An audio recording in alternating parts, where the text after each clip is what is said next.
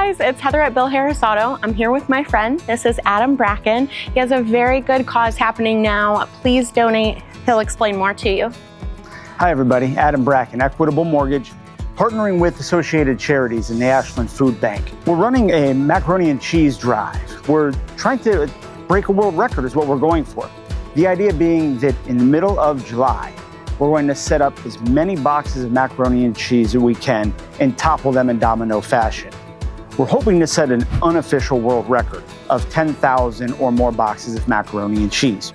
We would love for you to help us donate here at Bill Harris Auto, Associated Charities, Gerwig's White Barn. We have boxes set up everywhere. They don't have to be Kraft macaroni and cheese. Any macaroni and cheese box works. There's also a QR code that will be posted in either the video or on one of our posts with the QR code where you can donate financially if you would like, as opposed to going to the store. Any little bit that you can provide will be helpful. We're also in a competition, let's say, with the Columbus area. I'm the only loan officer here in the Ashland market. I challenged the entire Columbus market, telling them that Ashland and the city of Ashland could outdo anything that they do in Columbus.